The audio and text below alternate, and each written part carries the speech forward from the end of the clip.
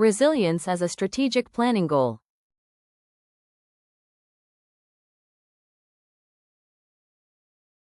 Within the topic resilience as a strategic planning goal, we aim to understand how resilience functions as a long-term planning objective.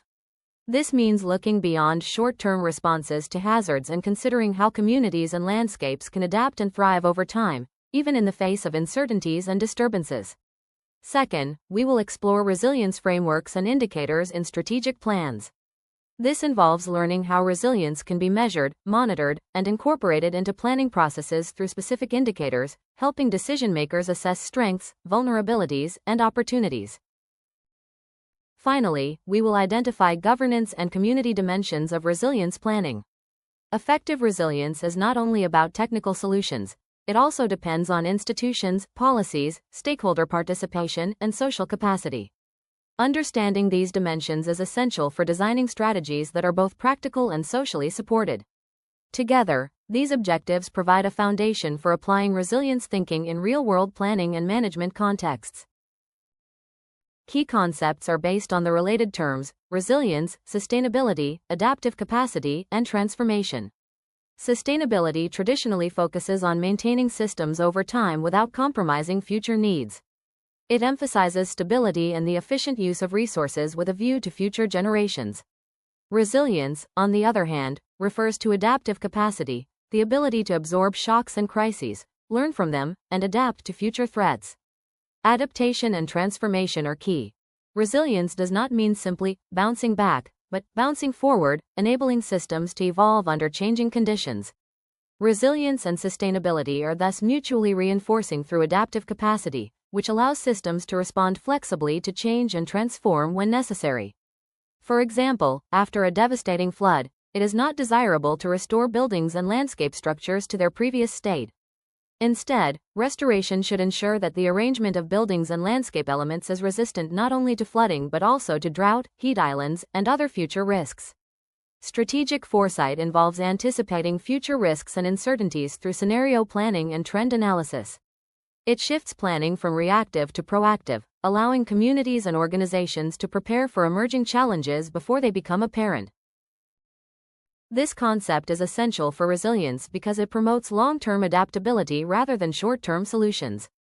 Another added value is the ability to address the problem within a sectoral and territorial context, enabled by broader strategic resilience-focused tools.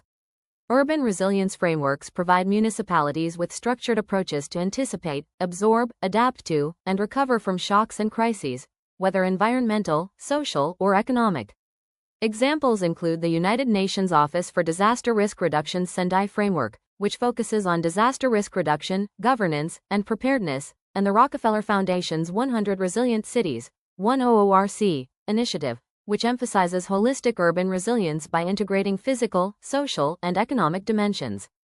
Both frameworks promote inclusive governance, risk-informed planning, and community engagement as fundamental pillars of resilience. Systems thinking views the landscape as a complex, interconnected system, where changes in one component affect others. In spatial planning, this means considering land use, infrastructure, ecosystems, and quality of life as interdependent. In policy planning, systems thinking helps avoid isolated approaches and promotes integrated strategies that address root causes rather than symptoms. And how can we achieve greater resilience in built-up areas through strategic planning? In terms of methodological frameworks, we can point to the following approaches: integrating resilience objectives into spatial planning. This approach embeds resilience objectives directly into binding spatial planning documents, making resilience a fundamental development principle. It ensures that infrastructure, housing, and public spaces are designed to withstand shocks and adapt to risks. Creating an urban development and land use strategy with a focus on future risks. Risk-informed planning uses assessments of actual risks and the proven vulnerability of an area to guide decisions on where and how development should take place. This minimizes exposure to risks such as flooding, heat islands, or seismic activity. The siting of buildings responds to the character of the territory. For example, locating structures outside flood-prone or otherwise sensitive areas, compensating for built-up areas with green infrastructure. Introducing monitoring indicators that provide a quantifiable basis for assessing resilience. These include Exposure, which indicates the degree to which people, property, and ecosystems are subject to risks. Sensitivity, which describes how strongly these elements are affected by real risks. Adaptive capacity, which expresses the ability to adapt, learn, and recover, especially in the form of implementing the proposed measures, introducing nature-based solutions, establishing construction ban zones, etc. Monitoring these dimensions enables evidence-based decision-making and continuous improvement of resilience strategies. Mainstreaming policies and budgeting for resilience. Integrating resilience into all policy areas, such as transport, housing, energy, social services, or land use strategies, means recognizing landscape resilience as a comprehensive agenda. Spatial and community resilience become priorities reflected in financial allocations, contributing to strengthened resilience in new development projects, existing buildings, heating systems, lighting, transport strategies, and the implementation of effective landscape measures. Together, these methods create a multi-layered resilience strategy that combines planning, risk management, monitoring, and governance based on knowledge. In spatial planning, it is essential to base decisions on relevant knowledge, not assumptions or private interests. This means relying on analytical data, scientific evidence, and high-quality information gathered using proven methods. Effective planning requires comprehensive landscape analysis, combining multiple data sources to achieve a deep and accurate understanding. These sources can include ecological research that reveals species distributions and habitat conditions, spatial analysis using geographic information systems, GIS, to map land use patterns and connectivity, and historical data to understand past changes and trends in the landscape. By integrating diverse datasets, planners can identify key landscape features, recognize patterns and processes, and predict the potential impacts of proposed interventions. This evidence-based approach not only increases the reliability and accuracy of decisions, but also allows for more transparent justification of planning decisions.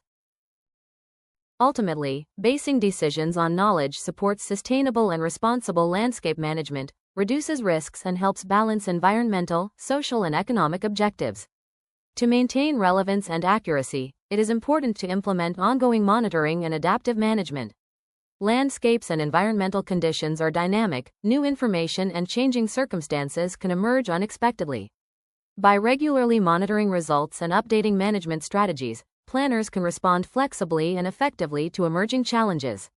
In addition, collaboration between experts from different disciplines, including ecology, geography, hydrology, urbanism, and socioeconomics, is essential for holistic planning. Each discipline contributes unique insights and data, creating a richer and more integrated understanding of the landscape. This interdisciplinary collaboration ensures that plans comprehensively address complex, interconnected environmental and human factors.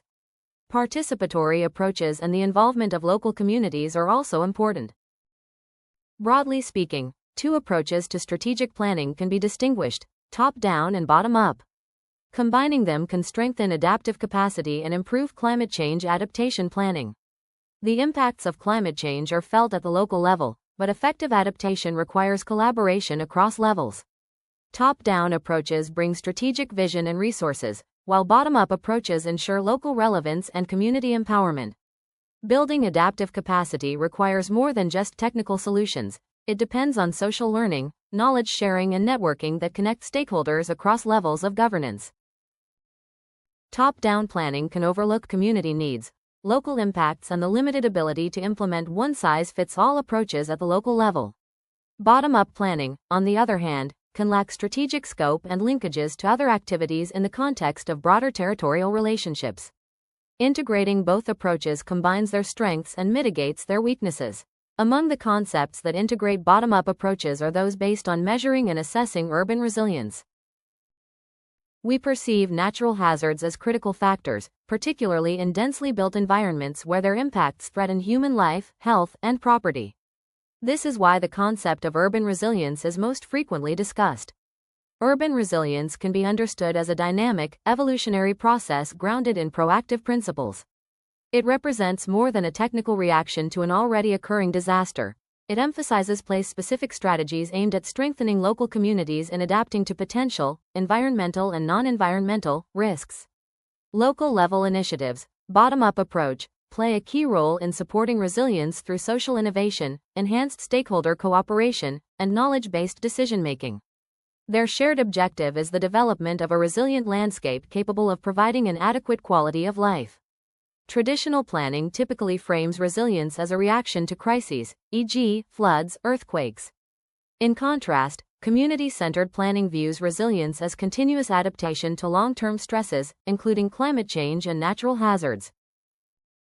The aim is to increase the resilience of local landscapes, for example, to drought or flooding, reduce dependence on fossil fuels, and strengthen local capacities for coping with acute hazards, such as providing temporary housing during floods, ensuring access to pumping equipment or sandbags, and organizing volunteers. The importance of local knowledge and stakeholder participation in decision-making is thus increasing and should be reflected in strategic planning documents. To achieve this goal, it is essential to describe the specific territory and, based on the identified deficits, determined through both expert assessment and participatory processes, propose appropriate measures. Resilience indicators can assist us in this task. Traditional ecological monitoring often provides information on the stability of an ecosystem or its biodiversity, but offers much less insight into the capacity of a landscape system to adapt to change. Resilience is a dynamic property, and indicators help translate theoretical concepts into practical tools that can be used by managers and policymakers. Resilience is multidimensional. It encompasses not only ecological factors but also social adaptive capacity, institutional structures, and governance processes. For this reason, frameworks are used that combine ecological indicators, such as species diversity or landscape connectivity, with social indicators, including stakeholder participation or knowledge exchange. In practice, indicators can then be applied, for example, to assess how landscapes respond to climate change or shifts in land use. In reality, we often encounter barriers to implementing indicators. The most common challenges involve data availability and the fact that ecological and social processes operate at different spatial and temporal scales. Therefore, it is increasingly recommended to use flexible, context-specific sets of indicators rather than striving for universal metrics. Participation is also crucial. Indicators should reflect local experience and priorities. And what does this mean for planning? Resilience indicators can significantly support adaptive management, help identify vulnerabilities early, and serve as a basis for early warning systems. In short, they allow us to detect problems before the system crosses critical thresholds. Resilience indicators serve as input values for a targeted assessment of resilience. As noted earlier, indicators are measurable variables, such as ecological integrity, social adaptive capacity, landscape connectivity, governance quality, resource availability, or stakeholder engagement. They help translate the abstract concept of resilience into something we can actually observe, measure, and compare. Indicators may be quantitative, such as landscape connectivity indices, or qualitative, such as evaluations of institutional cooperation. In this sense, indicators provide the data and evidence needed to design measures that strengthen the resilience of landscapes and the communities within them. This next step is the resilience assessment, where we interpret indicator data within the broader context of system dynamics, risks, and management needs. A resilience assessment is an analytical framework, a structured process for understanding how a system, in this case landscapes and their communities, functions when confronted with natural hazards. It identifies major threats or disturbances, evaluates how well the system can cope with them, and ultimately proposes specific actions to enhance resilience. Because of this, resilience assessments typically involve mapping, scenario development, vulnerability analysis, and stakeholder participation. In short, indicators tell us what is happening. Assessments help us understand what it means and what actions are needed. For example, we might measure green infrastructure connectivity or the degree of stakeholder engagement. A resilience assessment uses these indicators to evaluate whether the system is equipped to respond to challenges such as droughts or floods, identifies existing weaknesses, and proposes adaptation measures based on the evidence. Why is a detailed assessment of landscape resilience important? A thorough assessment of landscape resilience enables communities to better prepare for hazards, protect human lives, and recover to stable conditions more effectively. Beyond simply responding to crises, it supports a shift from traditional reactive management toward proactive strategies that emphasize prevention, adaptation, and long-term sustainability. By understanding the dynamics of resilience, planners and stakeholders can design interventions that not only mitigate risks but also strengthen the capacity of landscapes and communities to cope with future disturbances.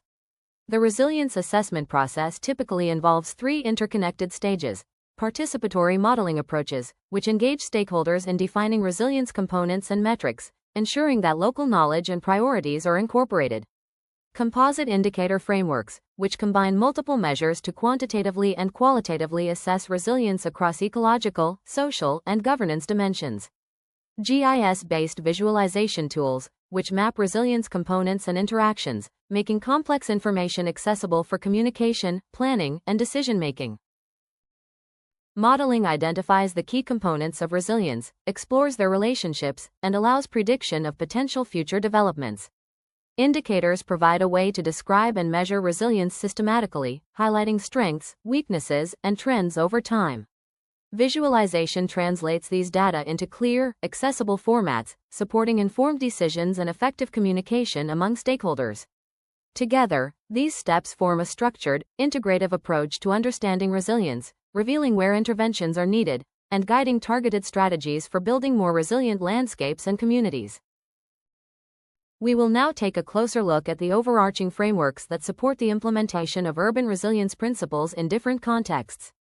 The following examples represent widely recognized good practices. Urban resilience frameworks provide cities with structured approaches to anticipate, absorb, adapt to, and recover from shocks and stresses, whether environmental, social, or economic. They serve as guiding principles for integrating resilience into planning, governance, and investment decisions. Adopted in 2015 at the 3rd UN World Conference on Disaster Risk Reduction, the Sendai Framework sets a global agenda for reducing disaster risk and building resilience. Its primary purpose is to prevent new risks, reduce existing ones, and strengthen preparedness across all sectors of society. This framework marks a paradigm shift from reactive disaster response to proactive risk governance. By redefining disasters as the result of hazard vulnerability interactions, it promotes integrated strategies that combine ecological, social, and infrastructural dimensions. A key innovation is the recognition of ecosystems as natural protective infrastructure, encouraging nature-based solutions and green infrastructure to complement conventional measures. Furthermore, the framework emphasizes inclusive governance, education, and knowledge co-production, ensuring that risk reduction becomes a cornerstone of sustainable development and climate adaptation. This initiative applies a holistic approach that integrates the physical, social, and economic dimensions of resilience. It supports cities in developing resilience strategies, establishing the role of Chief Resilience Officer, and addressing both acute shocks, e.g., floods, local tornadoes, or earthquakes, and long-term stresses, e.g., inequality or climate change. The framework emphasizes systems thinking, cross-sector collaboration, and active community engagement.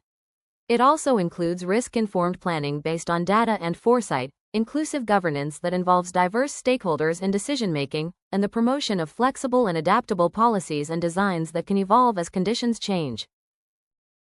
This slide presents examples of city-level resilience strategies from different global contexts. Each case illustrates how urban resilience frameworks are adapted to local challenges, whether climate change, seismic risk, or social vulnerability. These strategies demonstrate the diversity of approaches, from integrated planning and community engagement to hazard-specific adaptation measures. Together, they highlight best practices and innovative solutions that can inform resilience planning in other cities. Rotterdam is internationally recognized for its water management and climate adaptation leadership. The strategy focuses on flood resilience through innovative infrastructure such as water plazas, green roofs, and multifunctional flood barriers. Social resilience, addressing inequality and fostering inclusive communities. Economic resilience, ensuring the port city remains competitive while transitioning to a low-carbon economy. Rotterdam's approach exemplifies integrated resilience planning, combining physical, social, and economic dimensions. One NYC is a comprehensive plan that links resilience with sustainability and equity goals. Key features include climate adaptation measures for coastal protection and stormwater management. Social equity initiatives, reducing vulnerability in disadvantaged neighborhoods. Economic diversification and infrastructure modernization. The framework demonstrates how resilience can be embedded in long-term urban development strategies, balancing environmental and social priorities.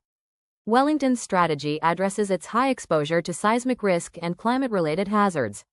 Core elements include earthquake preparedness and strengthening critical infrastructure, community engagement to build social cohesion and emergency readiness, urban planning for climate adaptation, such as managing sea level rise. This strategy highlights the importance of risk-specific resilience planning tailored to local hazards. Istanbul Seismic Resilience and Adaptation Plan. Istanbul faces significant earthquake risk due to its location on the North Anatolian Fault. The plan prioritizes retrofitting and strengthening buildings to meet seismic standards, emergency response systems and public awareness campaigns, urban redevelopment to reduce vulnerability in high-risk zones. This plan illustrates how resilience frameworks can focus on single dominant hazards while integrating broader adaptation measures. These examples collectively show that urban resilience strategies are context-specific, but share common principles: risk-informed planning, community engagement, and integration of social, economic, and environmental dimensions. Resilience as a strategic goal aligns ecological, economic, and social dimensions. Positioning resilience as a strategic objective ensures that planning is not fragmented. It integrates environmental sustainability, economic stability, and social equity into a unified vision. This holistic approach helps cities prepare for shocks while promoting long-term well-being. Adaptive governance ensures continuous learning and preparedness. Adaptive governance emphasizes flexibility, iterative learning, and stakeholder engagement. It enables cities to adjust policies and strategies as conditions evolve, fostering a culture of preparedness rather than reactive crisis management.